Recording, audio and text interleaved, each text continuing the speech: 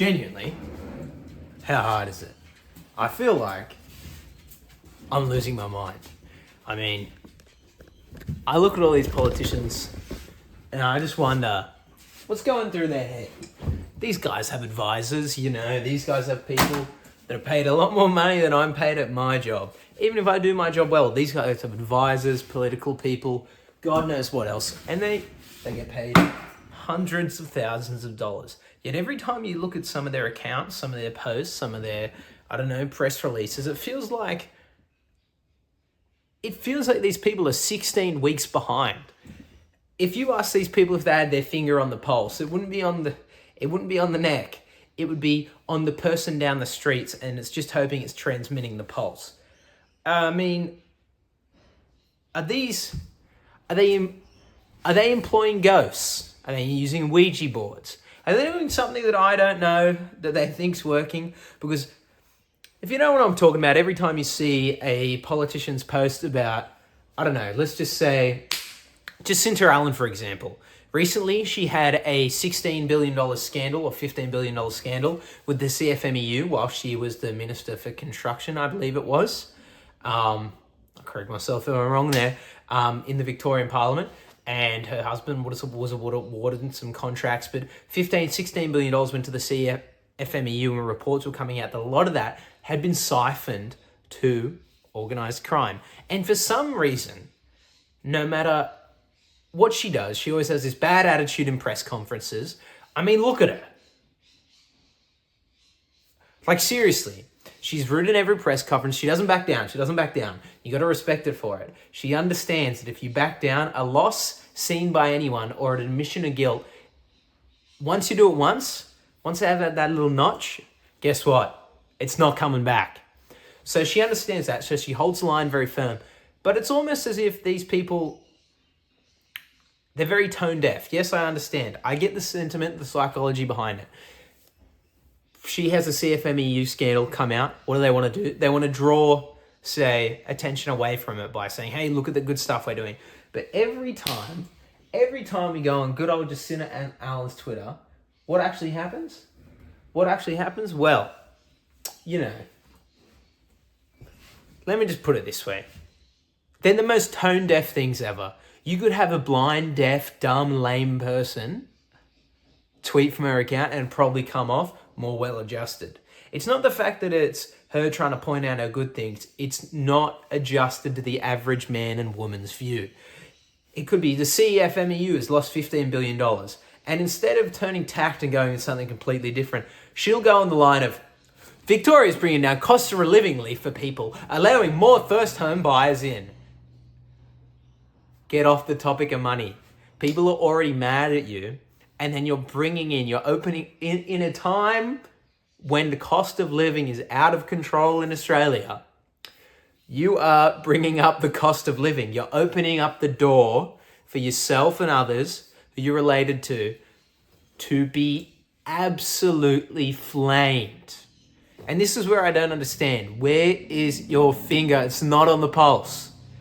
I feel as though these politicians do not know what they're doing when it comes to the advisors. These people are out of touch because they're not with the times. These people are using methods that Ronald Reagan would have used when the news cycle wasn't 24 hours. The news cycle was 24 months. All right. Watergate today would have been started at 4 a.m. and finished by midday. Okay? Listen to her tweets. We're focused on what matters most for you. No matter the size of your workplace, if you can do your job from home, you'll have the right to do so 2 days a week. No one cares about that when they can't afford to eat. You have people eating spiders. Okay, you don't have people eating spiders, but you know what I mean.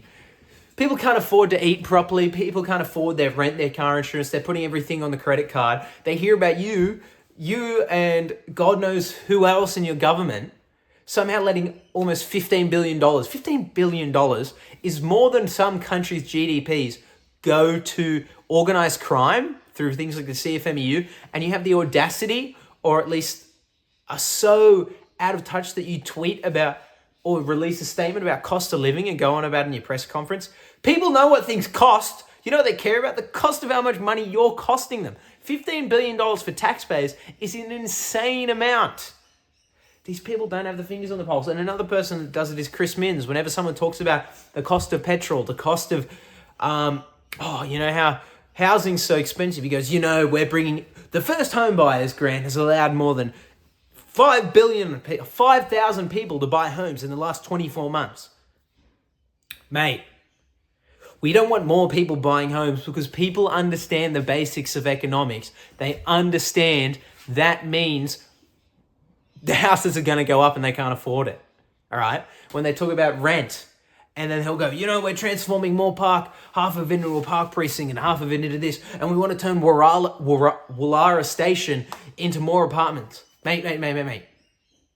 Listen. Stop. People want things cheaper. People are over it. When people are talking about crime in Western Sydney, you had that tragedy. An 85-year-old grandfather killed and kidnapped on something completely unrelated, who he had never had any relation to organised crime, nor his family, an innocent family, is killed. And then a day later is a tweet about how he's bringing down the cost of TAFE. Wow. And I get it. It's like when you look at Keir Starmer. He releases a statement video talking about the latest things that happened in Iran, about Ayatollah Khomeini's death by a missile. And his whole statement, he sits on the podium, gets in front of a nice background. Do you want to know his whole statement?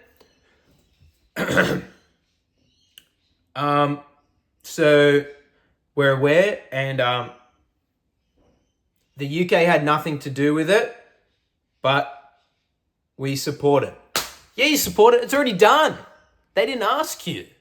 All right? They didn't ask you. Then you have Macron coming out tweeting about power and all these inspirational quotes while he's standing in front of a podium going, wearing his $30,000 Rolex while he's also, lecturing people about cost of living. Anyway, he comes out on this podium and is going about the EU is strong and we stand behind these efforts and all these things. Hey, buddy. You heard about it on the news just like we did. All right? Relax. You weren't invited. Every international relations scenario has the EU cuck chair. All right? They're not doing anything. The German Chancellor saying they support the regime. Bro, you released a statement like 15 hours after the military operation's done.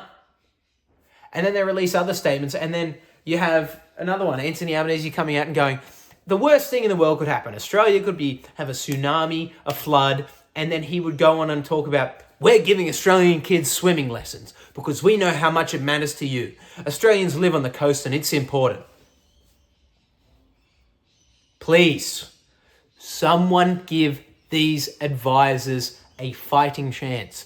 I don't know if they do it on purpose. These people have just been staffers there for too long, or they just think that only their very, very niche target demographic audience, which is probably themselves, are the ones that watch these videos and things.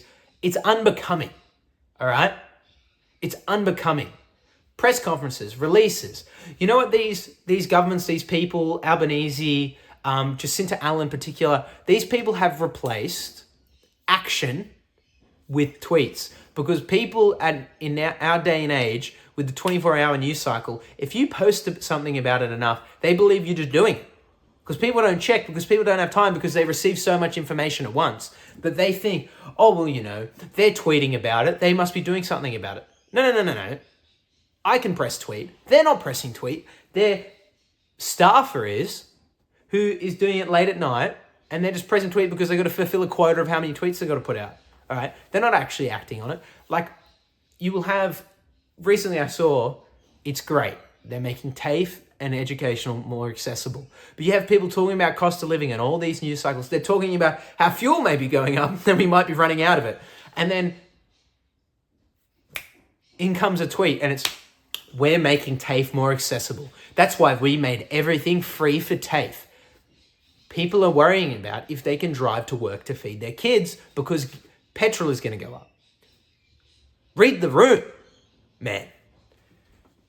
And I've said this before and I've said it again. What's with this, instead of having a formal press conference, putting a handheld video on Twitter or a quote tweet? It works if you're an influencer. It works if you're something this or that. But have a bit more respect for the office that you hold. You're a politician. I get if you want to put out a quick statement, you're just saying, hey, I'm backing this bill. I get that, right? Things move quick in the political world. You don't always get a press conference. But these could be things that they've had in the pipeline for ages. And they will just come out, and instead of doing it alongside marketing and all these other things, they're going, hi, I'm Jacinta Allen, and I'm backing Victoria's machete bins that somehow cost $387,000 per machete bin. Hey. You are the governor of Victoria, a sovereign state in Australia, a sovereign nation. Have some respect for your position and the people who put you in power, and respect it.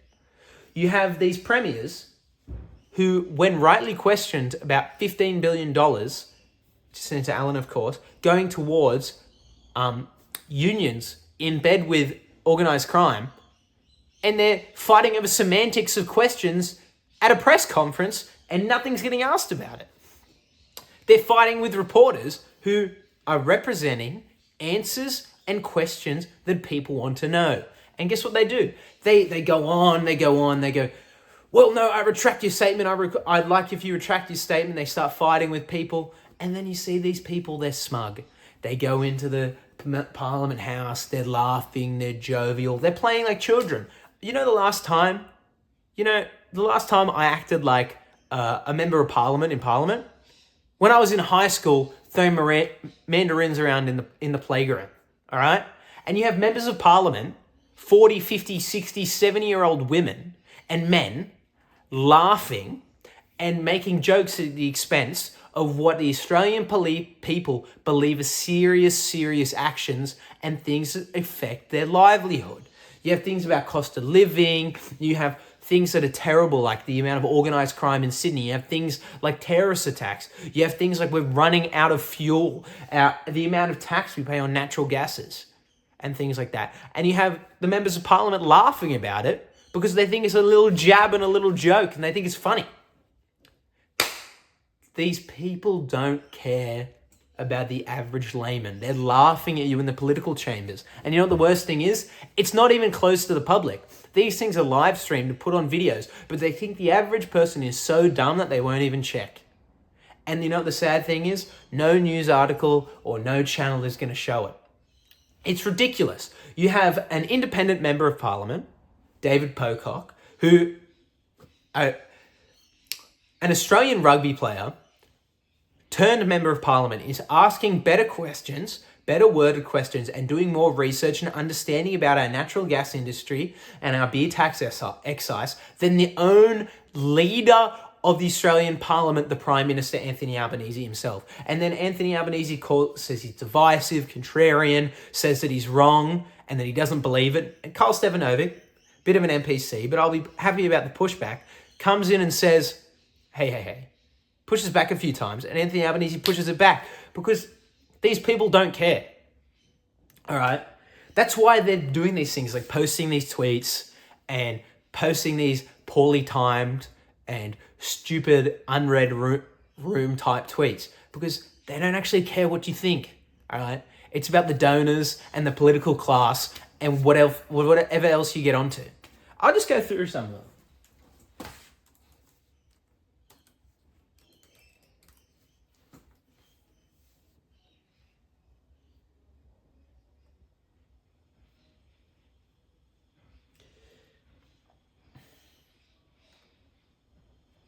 Like, you could have the Australian outback burning down and Jacinta Allen would tweet, "We've made a diploma of nursing free at TAFE for the next generation of nurses." I get it. Great thing. Read the room.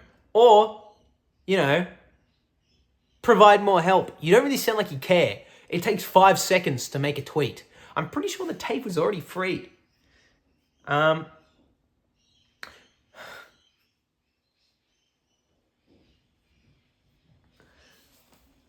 Another reason, Jacinta Allen. last year, if you tuned in at the start of 2025, way before that, and anything like that, she would say that Australia, specifically Victoria, did not have a problem with violent knife crime, youth crime, anything like that. Now there's public service officers. There are knife crime bins. They're cracking down on youth crime. You know why? Because it's rules for thee and not for me. As soon as these things happen to these people in power, that is when they care. Before that, if it does not affect them inside their pearly gates, they do not care. All right? You have these people on Twitter like Peter Fitzsimmons, a famous Australian. He tweets about how, for me, it entrenches people in our teal seats. It makes us more enriched, when people are pushed to these edges. He lives in one of the wealthiest areas in Australia. Of course, it's going to entrench you in your beliefs because in your area, you are not affected by things the average Australian is affected by. The median house price in your area would be over $2.5 million. The average Australian cannot afford this. The person in your electorate is not having issues with cost of living where they're going, God, I hope they don't, bring up the petrol price by 50 cents because then I can't drive to work every week. Then I won't be able to pay for my child's soccer. You live in a mansion in one of the wealthiest areas in Sydney and the wealthiest areas in Australia. Of course it entrenches you because you are in the gates. All right? You don't care about it. This is like all these politicians. They tweet, they virtue signal because it doesn't matter to them until it is literally on their front doorstep. These people do not see what happens in Sydney when you have things like cost of living, terrible, unclean areas of Sydney where the council just don't pick up rubbish, don't mow things, don't do things that councils are employed to do. They don't see them because they live in wealthy areas where the council do all that because they're expensive areas where all the politicians live. So when you think about it this way, here's some advice for all you advisors, political consultants. Either give me the job and I'll do your whole team's job pretty easily. I'll take all your salaries.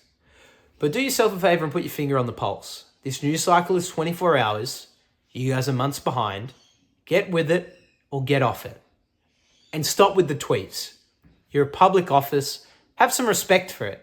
And maybe, just maybe, put a little bit of belief behind your statements.